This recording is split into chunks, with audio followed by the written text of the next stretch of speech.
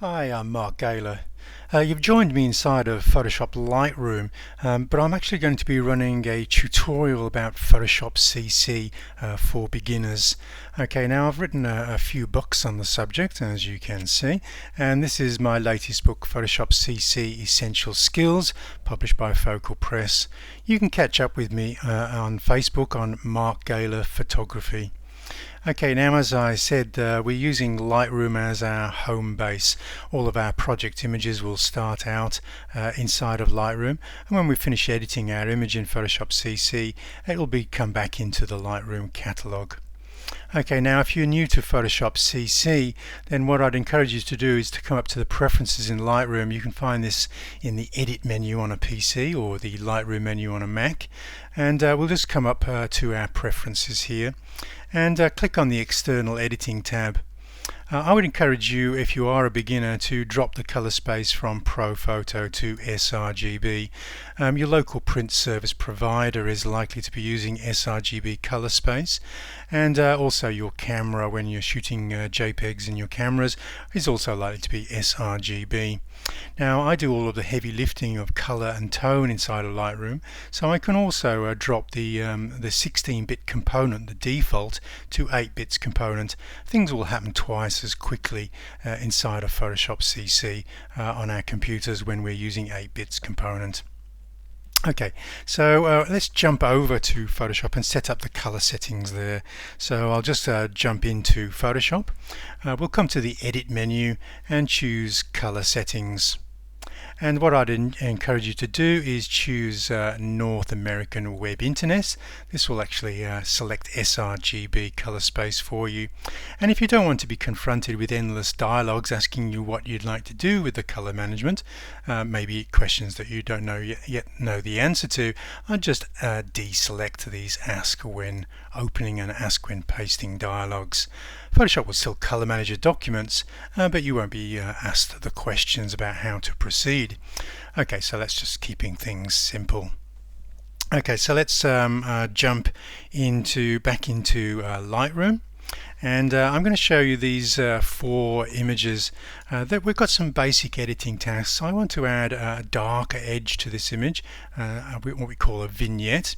I want to darken the sky in this image. I want to make the sky a deeper blue inside of this image, and I want to darken down this t-shirt in this image. Now, sometimes we think that the best place to do some of these editing tasks might be in Photoshop CC, but you'd be wrong, and I'm just going to show you why. Okay, so we'll take a look inside of Photoshop CC.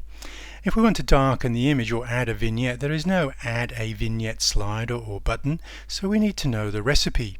For instance, what I could do is I could select the rectangular marquee tool, and I could make a selection.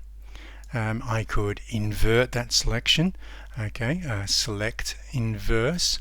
I can modify that selection by adding a feather that will soften the edges of this selection. Let's say 200 pixels. And then I can copy the information and also paste the information as a new layer and set that to the multiply blend mode. Now that's quite a lot of steps just to darken the background, and it's no problem for people who understand and know the way forward. There's also no one way inside of Photoshop. For instance, if I delete that layer, some people would say, oh no, you must be using curves to darken the edges of an image. So let's just do that one more time. We'll inverse. I'm going to use a keyboard shortcut to inverse the selection. We'll modify that selection with a feather again. Okay, and now we can add a curves adjustment layer. Okay, and if I add that, I can bring the image darker at the edges like so. And again, we have to approach this from knowing the recipe with how to get to this. Okay, let's take a look at darkening the sky. How are we going to approach this one? Again, there are numerous ways. For instance, we have a graduated tool or a gradient tool here, and we could select the neutral density. This sort of would appear to be the right graduated filter here. If I wanted to do this non-destructively, not edit the pixels on the background layer, I could add a new empty layer and then put the graduated filter, or ND, into that top layer. That doesn't appear great to me, but let's look at another image. I want to darken the blue sky. Let's use an adjustment layer again. We're in the layers panel. I could, let's say, use hue saturation. I could target my blues because I only want the blues to go darker, and I'll use the lightness slider here and move that over. Now that wasn't a significant change, and it also appears to have desaturated the sky. Again, maybe a better recipe would have a better result. Okay, and again here we have a t-shirt that's just a little bit too bright for me, so I want to darken this down. Maybe we'll use the curves again, because I've been told that curves can target specific tones within an image. So we have this little hand tool here we can click on. This will help me to come into the image and click and target those tones and drag them darker. The rest of the image has gone darker as well. Okay, so I need to know something about curves now. So I need to know that I can pull this up to lighten the dark tones. But again, we're getting some very strange results in these mid-tones here, which I'm not entirely happy with. Let's do those same 4 edits inside of Lightroom. So we'll go into Lightroom. I'll take this image into the Develop module. We have an effects panel with something called post-crop vignetting. I just take my slider and I move it to the left. That seemed quite easy. Okay, so, and I can reset, and yep, it's easy. Okay, so let's take a look at the next image. Okay, we can take this image, we can bring in, looks like the same graduated filter. Let's bring in -2 stops. Now that's a much better image than the one we created inside of Photoshop, and it's also only 1 step. Okay, let's take a look at our third image. Okay, I want to make this the blue sky darker. We have something called hue saturation and luminance, not lightness but luminance, and again we can see that we can target the colors, and I can take the blue and make it darker. Now that's a significantly better result than we achieved inside of Photoshop CC, and again it's just a single slider. Now you might be saying, but hang on a minute, Photoshop CC surely can do a lot of very adventurous edits, clever edits that we can't do inside of Lightroom. But I would challenge your conceptions about that, because this black and white conversion was all done inside of Lightroom, and as you can see it's significantly different to the original. Okay, so let's take a look at one more. Okay, and this is the before image, underexposed on a very grey day, but I want to release some drama, but I don't need to go into Photoshop to release that drama. Again, all of this edit was done all inside of Lightroom. Okay, now chances are if you've got Photoshop CC, you've probably got Lightroom. So the first suggestion I would make is just work out what you can do in Lightroom faster and easier, and then work out what we should be doing in Photoshop CC. Now the photography plan comes with Photoshop CC and Lightroom, and also a bunch of learning materials to help us learn both of the programs. And it also comes with a nice Pro Site feature that allows you to put all of your photographs into a professional looking website. Okay, so what are we actually going to use Photoshop CC for? We're going to make photographs that are not possible inside of Lightroom. Okay, here's the first example. Okay, this was captured on Broadway in New York City, and what I'm going to do is I'm going to do the tilt shift effect. Okay, so I'm just going to open this up. I'll open up the original and hit edit, and I'll just come into full screen, Command 0 on a Mac or Control 0, and I'm going to right click on the background layer and choose Convert to Smart Object. I'm going to be adding a filter, and if I convert it to a smart object, it'll allow me to change my mind and adjust the filter settings. Now this might not necessarily be possible if we're using the background layer. It's all about choice. Okay, so let's come up to the filter menu, choose blur gallery and tilt shift. Okay, we've come into the tilt shift dialog. I'll just increase the amount of blur, and then we can maybe narrow the blur down, the field of blur, or field of sharpness I should say, and then we can position that field of sharpness over one area of the image, such as this man crossing the pedestrian here, and I can make the depth of field even shallower. Now if I commit this effect, okay, by clicking OK, we can see that this filter will be applied not directly to the pixels but as a smart filter. Now this smart filter just allows us to double click and then go in and readjust these settings. This is what's called a non-destructive workflow. Okay, so let's just cancel that out because I'm happy, but I could move that depth of field anywhere I like. I can adjust any of my settings and reapply them because I actually haven't committed that adjustment to the actual pixels. Okay, so let's close that file. I won't save it in this instance, and I'll go back into Lightroom. Okay, now I want to show you some of the magic of Photoshop and some of the things that happen very, very quickly with a minimum amount of effort.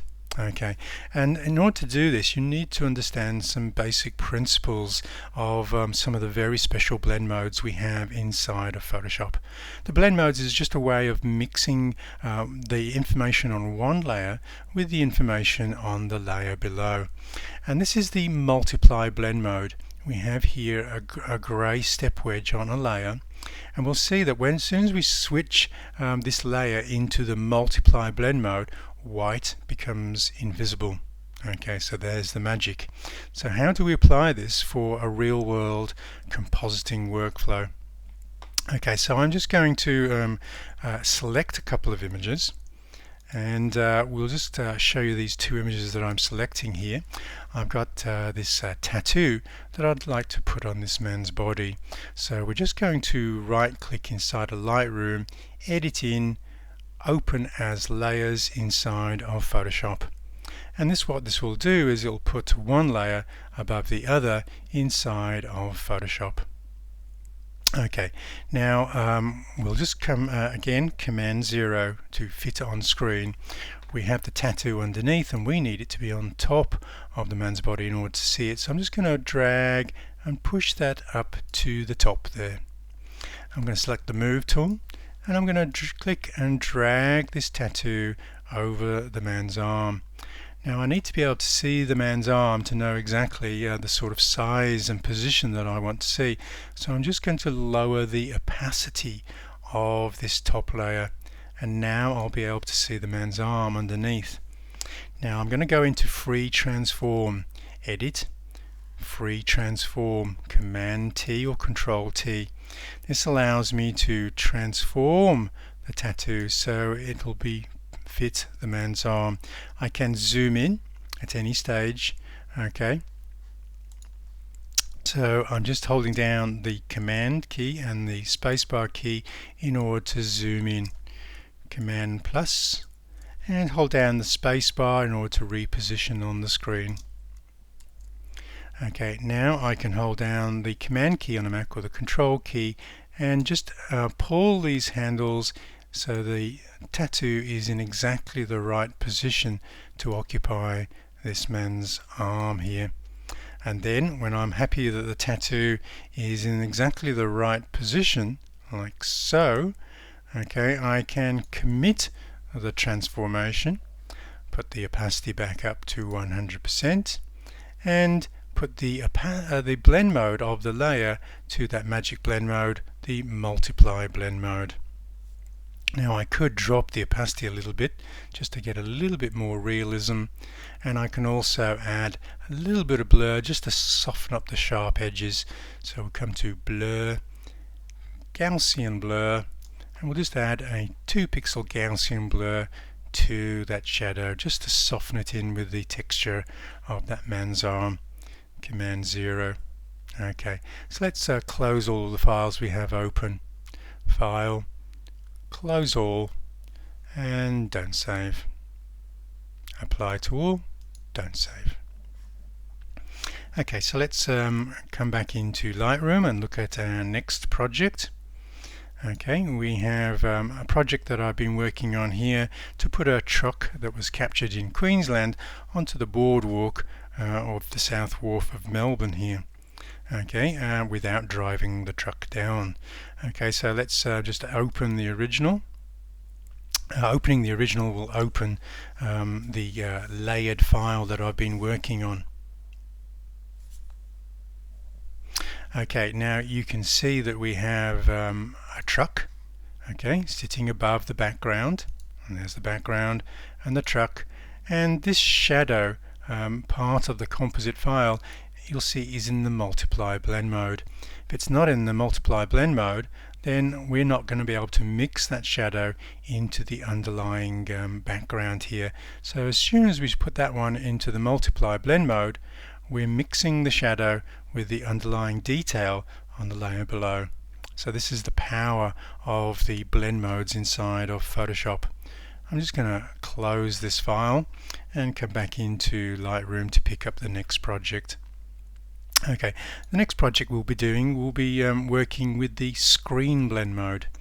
Okay, the screen blend mode is another magic blend mode because it makes black invisible this time. Okay, so let's take a look at a file, a real-world example of using the screen blend mode, and we'll open this up inside of Photoshop. Okay, now again we're going to look at this image. It's on 2 layers. Okay, the camera was on a tripod, so they're both in the same position, one just at twilight and one at night time with the lights on inside of this house.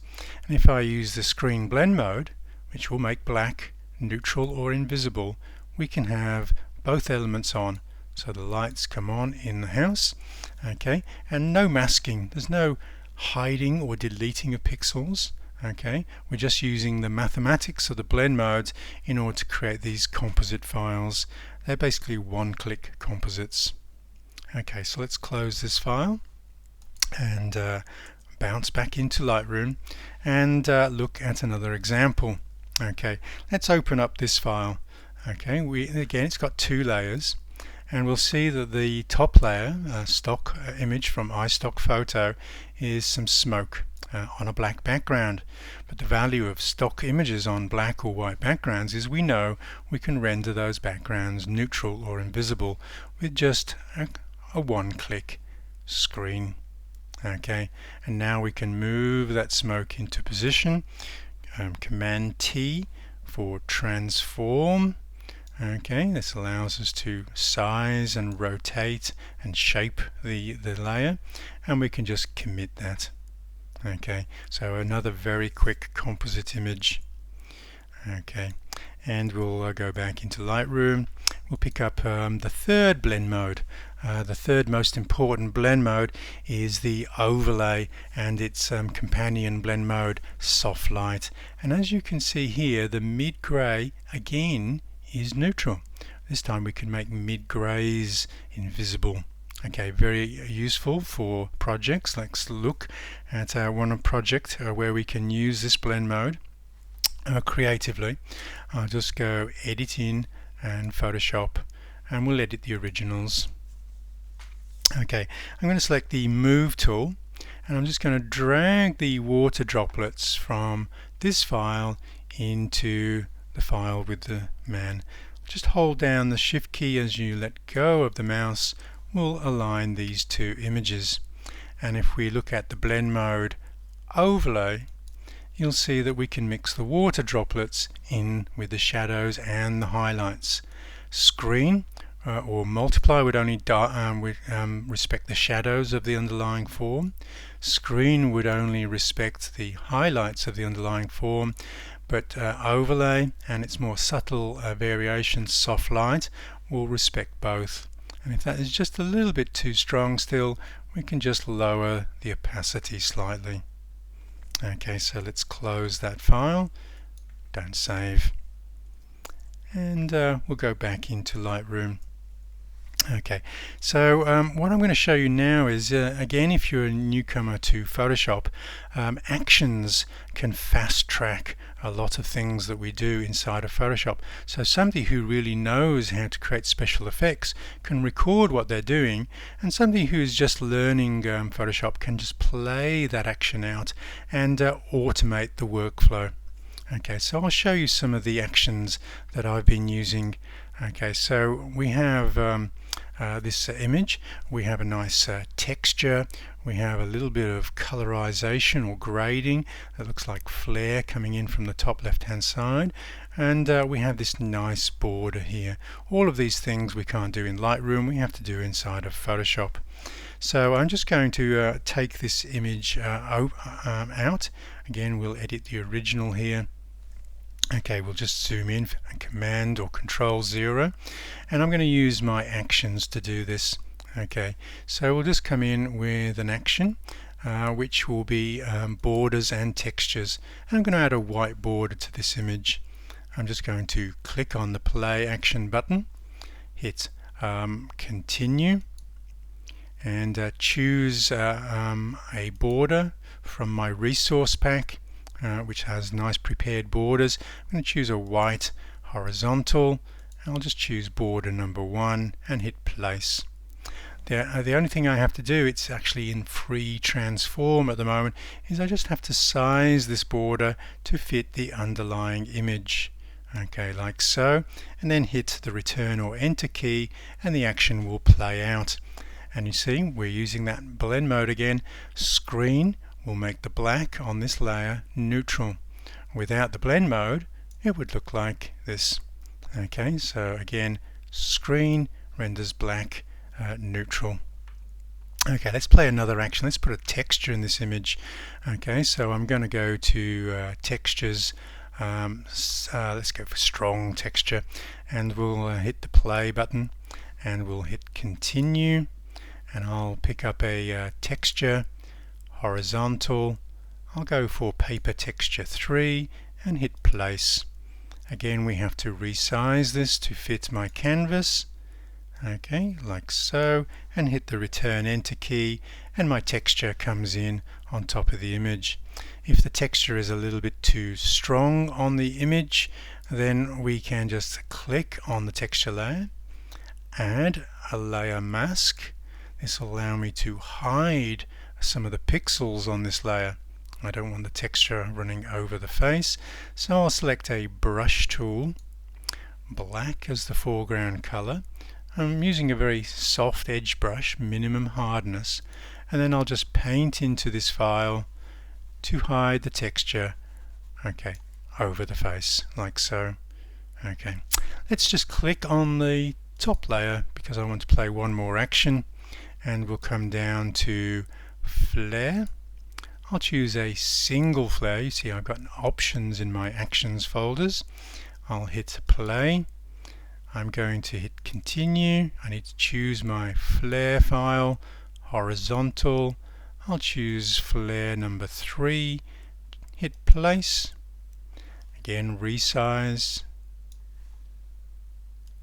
and hit the return enter key, and the rest is automated. And again, there is my finished example. Okay, so how easy is that? Okay, so let's close that file and again go back into Lightroom.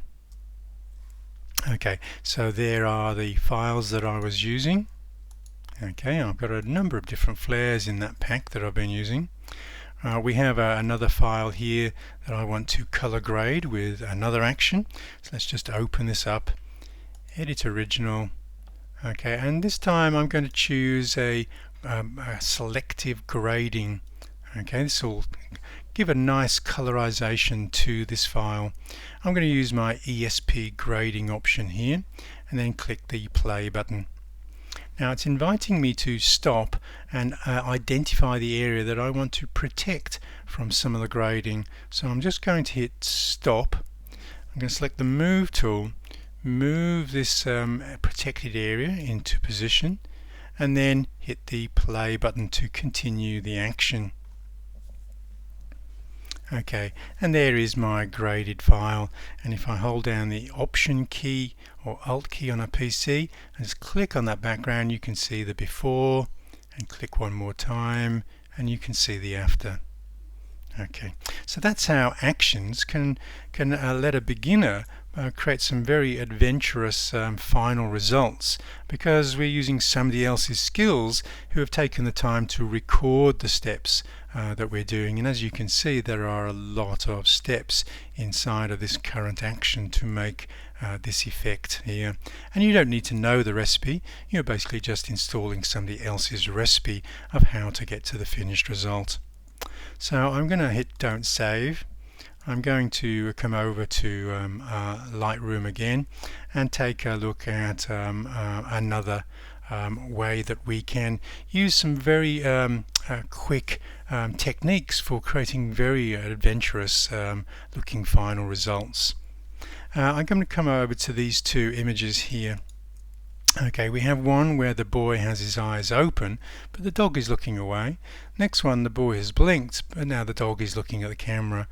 I'd like to incorporate the best of both in the image, and that is indeed possible inside of Photoshop CC. We just go Edit In, Open as Layers in Photoshop. We'll come into Photoshop with a multi-layered file now, because we've asked Photoshop to stack one layer above another. I'll just Command 0 to fit on screen. Now I'm going to add a layer mask again to the top layer. Okay, now you'll see this top layer, it doesn't actually align with the underlying layer. Just drop the opacity. You can see the movement on the boy's leg and arm. That's because the camera is handheld. The boy is actually still, but the camera is moving in the hand. Now we need to be able to align this in order to get the best of both worlds. And if we select both layers, I'll just shift click to select both layers, and we'll go Edit, Auto Align Layers. We'll just click the Auto option. This is very much an auto workflow, and Photoshop will look for similarities in the two images, and when it finds them, it will move one layer into position. As you can see now, I'm dropping the opacity, but the boy's body and legs are staying constant. Okay, so all we need to do with this layer mask is select the brush tool. We need to paint with the black as the foreground color to hide the pixels, and I'll just quickly paint over the dog's head in order to reveal the head on the underlying layer. If I just click off that underlying layer, you can see I've just punched a little bit of a hole there in this top layer so we can reveal the layer underneath. Okay, so that is really quick a composite where we can actually achieve the best of both worlds very, very quickly inside of Photoshop. Let's hit Don't Save. We'll come back into Lightroom for some more examples. Here we have lots of images that have been captured as part of a panorama. Now we're actually on the right hand side of the panorama, tracking left. This seems to work a little bit backwards, but with all files selected, we can just right click inside of Lightroom, Edit In, Open as Merge to Panorama in Photoshop. This will construct the panorama for us. Okay, so let's just click OK. We're going to blend the images together, okay, which is what we want to do. These are all raw files, so they'll take a little while to open all of these images and then align them. Okay, Photoshop is not trying to put one over the top of another. It will realize that there's a panorama happening here by examining the content of each and every image. Okay, and when that is done, as you will see, it's going to create this perfect alignment. Okay, and extend the canvas out so we have a broad 180-degree panorama of this vista. Okay, so it's nearly done. It's just creating that seamless composition now. Now we have all of the layers intact here, and you could switch on and off each individual layer. Really, there's no point in keeping the layers. Really what you would probably just need to do is just to flatten the image and then crop into this image by using the crop marquee, you'll see that I have either width and height resolution or ratio with no ratio entered here. That allows me to do a free form crop, not crop to any specific measurements or shape. Okay, and let's just collapse this, and once we've got a nice crop for this image, we just hit commit, and there's my panoramic image crafted inside of Photoshop CC. Okay, so let's close this image and go back to Lightroom to look at yet another project. Now, it is possible to merge exposures inside of Photoshop CC. Here we have a bracketed series of images, one dark, one very light, and one in between. This is so we get the best tonal values for our highlights and our shadows. And if we want to merge these inside of Photoshop, we just go Editing and Merge to HDR Pro inside of Photoshop. Okay, I won't go through, time is a little bit against us here, so I'm just going to go into a fixed position composite. Okay, and I'll show you the two images that I actually want to composite together. This is the image that was merged inside of Photoshop.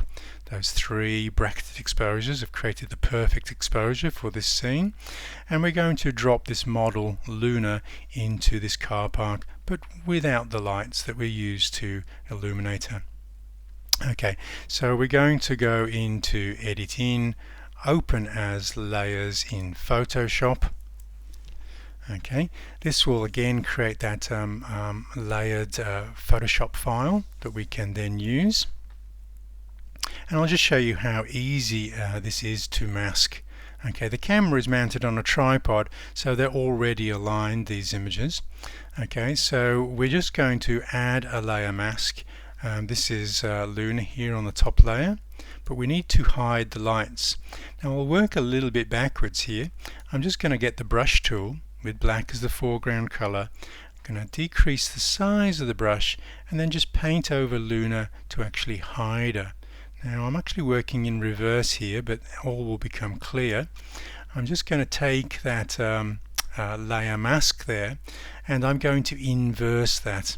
Okay, so let's just do the keyboard shortcut. Command-I on a Mac or Control-I on a PC will inverse this image. And if I just zoom in there, you can see Luna has come in, but we're actually hiding the lighting gear around her. Let's just shift-click that layer mask to switch that on and off to show you how we've effectively hidden the lighting gear to create this fixed position composite.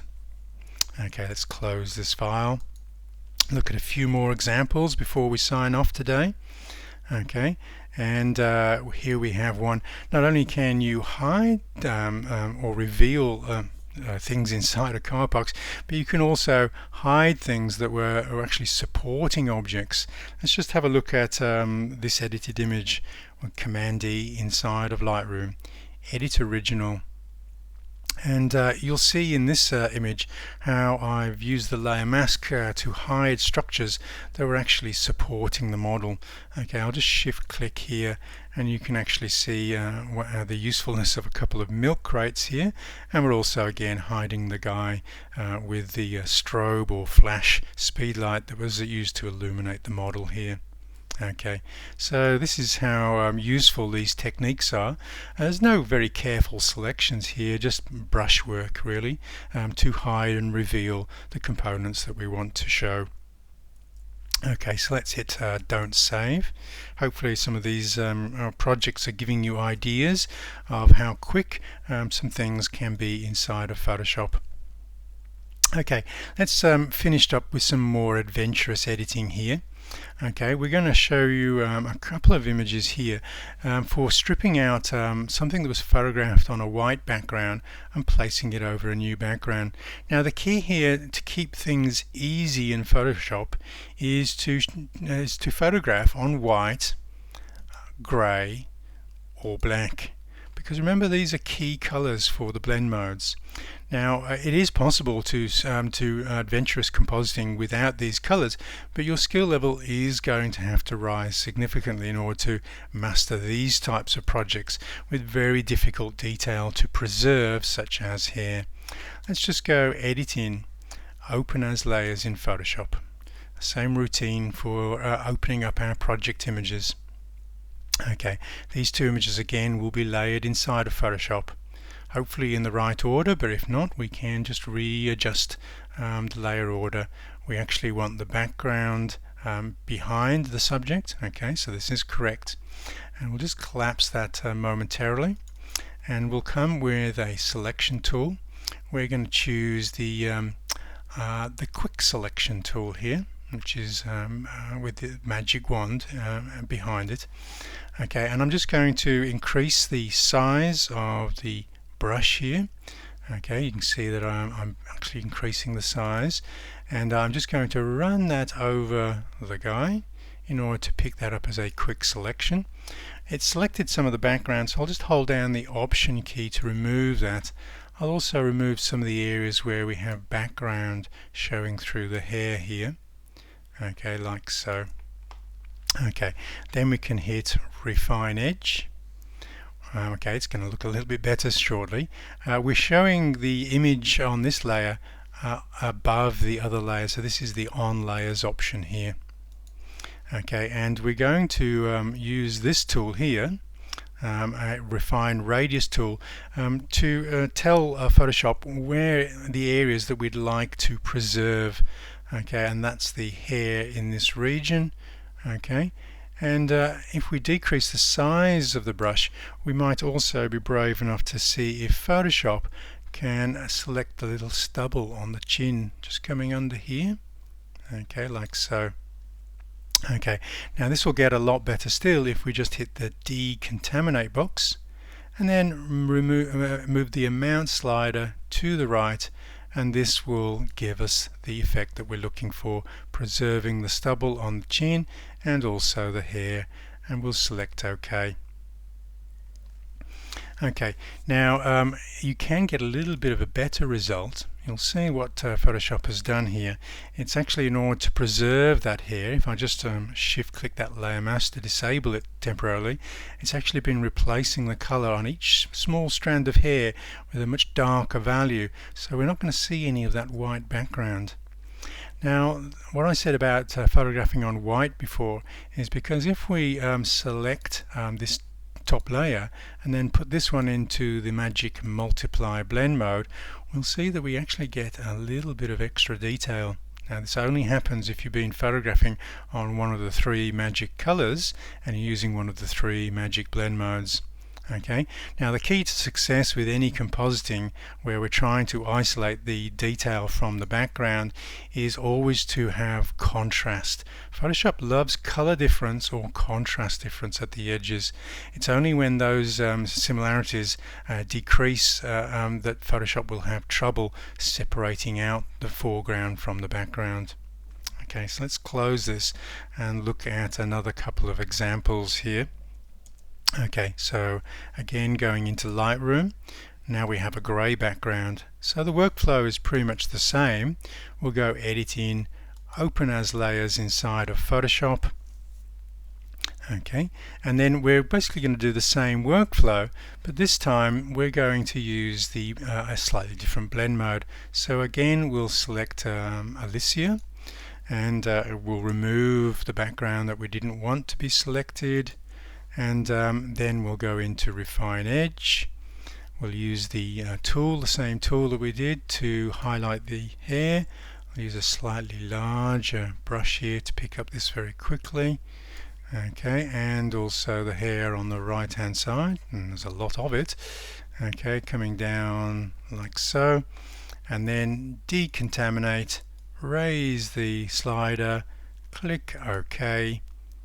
And again you'll see Photoshop switches off the original layer, does the work on the copy layer, but we can, if we're using grey, use that blend mode and use soft light, and what we're going to do is we're going to just pick up a little bit extra information just to create the perfect composite there. Okay, so and to complete these more advanced composites, we'll just go back up and choose the final one, which is the black. Okay, edit in, open as layers inside of Photoshop. You'll see the speed that this is happening, because if you know your Photoshop and you know your blend modes, these can be really quite quick composites. So again, I'll just pick up Andre with the quick selection tool here. Okay, a little bit of low contrast at the edges, so Photoshop may struggle with this one here, and the hat just needs a little bit of extra help there. Okay, so again, refine edge. Okay, we're going to go into with this brush, we're going to pick up the extra detail at the edges. Okay, like so. And then we'll hit the decontaminate and erase that so we get some more detail in those feathers, and then select OK. And again, remember, we can hit on the original layer, put the original layer to the screen blend mode. Okay, and a little bit of the component here that we didn't get on the previous top layer is that extra little bit of white fluffy stuff. Now we got some of the old background, so we are going to need to do a little bit of a crop on this one. Okay, Command 0 to fit on screen, and we'll just crop in and away so we don't have that bit extra information. Now we are free to move Andre. I'll just shift click, select both layers and move Andre into position so we can see the front of Windsor Castle there. Okay, and save and close. Okay, so that's a lightning fast tour around how some of the easier composite projects can be accomplished with very little time and just a little bit of knowledge. Okay, so again, if you would like to look at those in greater depth, then all of the information to pull off all of these great projects is available in my Photoshop CC Essential Skills book. Okay, thanks for listening.